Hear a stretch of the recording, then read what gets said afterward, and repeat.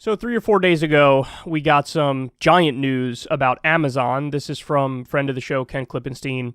He's reporting for The Intercept. It says, documents show Amazon is aware drivers pee in bottles and even defecate en route, despite company denial. If employees actually had to pee in bottles, Amazon said, nobody would work for us. That's a lie. According to a number of workers, there's actually like implied threats where if they fail to deliver a certain number of packages, their job is at risk. And the only way they could really deliver all the packages that they need to deliver is if they never have a bathroom break. And so there's been a number of instances of, trucks coming back from their routes, and there's a bottle of piss that's left behind. In some instances, there's a bag with crap in it that's left behind. And Amazon came out guns blazing, trying to deny it, trying to go aggressive after lefties on Twitter, including left-wing congresspeople and senators, and they ended up face planting because, in fact, it may be the case that Amazon's aggression on Twitter, playing defense for their terrible business practices, led to workers seeing what they were doing, and then those workers reaching out to Ken Klippenstein and giving him the information. Because I don't know about you, but if I was working there and I see executives deny it and I know what's going on at the company, first thing I'm going to do is try to find a back channel to some sort of principled, moral, investigative journalist and give them the scoop. And so this is where we are. The year is 2021, and this is where we are with labor rights. There are implied threats that you need to piss in a bottle and crap in a bag to get all of your work done. Can't even take the time to take a bathroom break. So, listen, this gets back to, exactly what's going on in Bessemer, Alabama right now, which is they're attempting to unionize, and there's going to be a vote on it. And as Crystal Ball pointed out, if that vote fails, understand it's not a strike against unionization. If that vote fails, it's because there were more people who were intimidated that they might lose their job if they vote for unionization. Because these are the tactics that Amazon uses. This is what they know. This is what giant corporations do. They flex power over their workers. And it's an absolute shame. Now, by the way, one of the Amazon executives on Twitter went after Ro Khanna. Or actually, first they went after Bernie Sanders. They said, Bernie Sanders, oftentimes we call ourselves the Bernie Sanders of the corporate world. This is what the Amazon executive said. Because Bernie only talks about $15 minimum wage and healthcare. We actually delivered.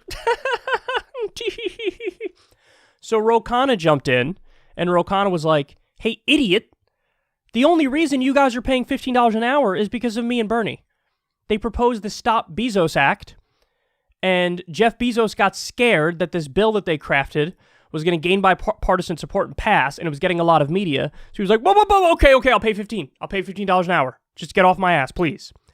So they tried to present it as if it was this decision that they made a long time ago because they're kind, benevolent, and altruistic. And the fact of the matter is the same guys that they're attacking are the guys who are responsible for prodding them to pay the $15 an hour. So, listen, that just says everything about how dishonest and weaselly and slimy they are. And so I 100% think that the Amazon workers should be unionized. Listen, that would be a game changer. It really would. The other thing that would be a game changer is the PRO Act, which effectively bans right-to-work states. Really, those states are right to work for less because they're non-union, and so workers make over $1,000 less per year on average. They have worse benefits. And so the PRO Act would be gigantic. If we get that passed, the economy would fundamentally transform. And the Amazon workers unionizing would be a game changer as well. But, unfortunately, I don't know the likelihood of the union effort succeeding because of the intimidations and the threats from corporate higher-ups. Even though technically it's illegal to do this union busting, they get away with it. And if there's any punishment. It's the tiniest slap on the wrist, so they're still incentivized to do the union busting. So it really is a damn shame. It's depressing. I really hope that the effort succeeds in Alabama for the Amazon workers. Imagine all the Amazon workers. I think Amazon's the number one employer, maybe behind the U.S. military, but like the number one employer in the U.S. If you unionize them, I'm telling you, I know I've used this word a number of times before, but it really is a game changer. Right now, I think it's only 6% of the private workforce that's unionized. Only 6%. When that rate of unionization was much higher, we had what was called the golden age of economic expansion in the U.S.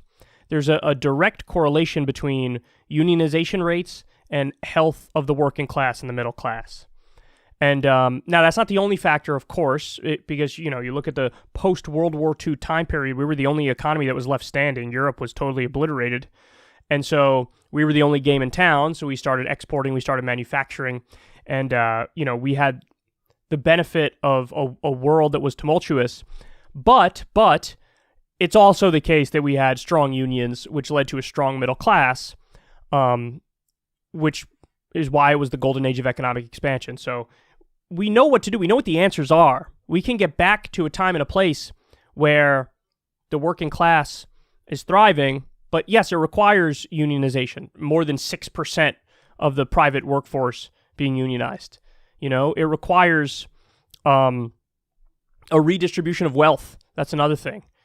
Up until, I believe, the years from 1978 until today, the top 1% has effectively stolen $47 trillion from the bottom 90%.